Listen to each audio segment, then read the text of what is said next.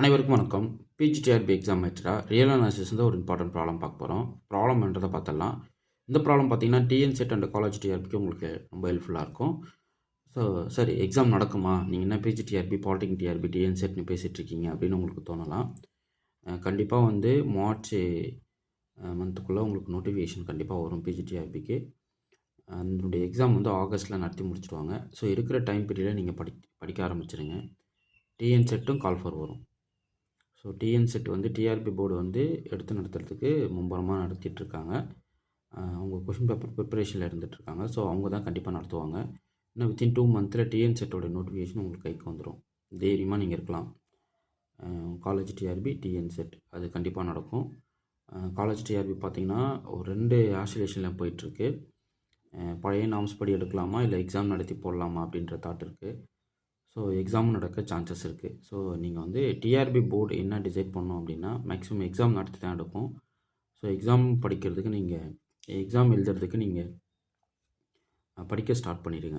Okay, முக்கியமாக TRP எக்ஸாமுக்கு ரொம்ப ரொம்ப டைம் போட்டு படிங்க. ஏன்னா அது கண்டிப்பாக நோட்டிஃபிகேஷன் வர ஒரு எக்ஸாமு. ஏன்னா இப்போ 4 இயர்ஸாக அந்த எக்ஸாம் நடக்கலை.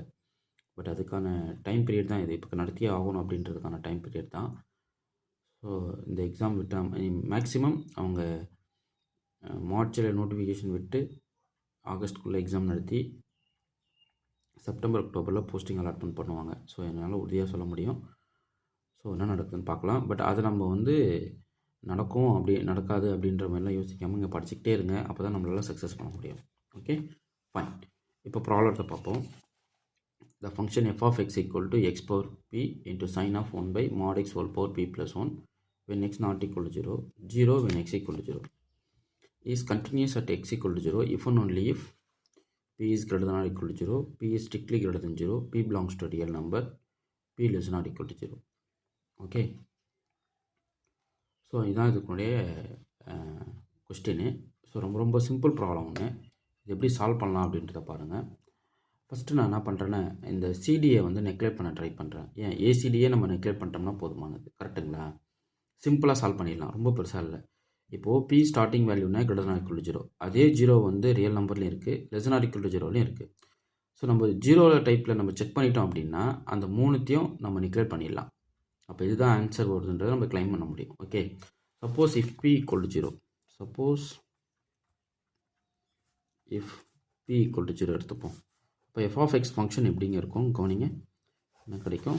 X power 0 sine of 1 by mod x whole power 0 plus 1 x not equal to 0, 0 when x equal to 0. So இது பாருங்கள், sign of 1 by mod x when x not equal to 0, 0 when x equal to 0. Okay, so அவங்க என்ன சொல்லியிருக்காங்கன்னா f is continuous at 0ல் சொல்லிட்டாங்க. அப்படின்னா என்ன அர்த்தம்? f is continuous at 0ன்னா அர்த்தம் limit x tends to 0 f of x equal to f of 0 வரணும். கரெக்டுங்களா?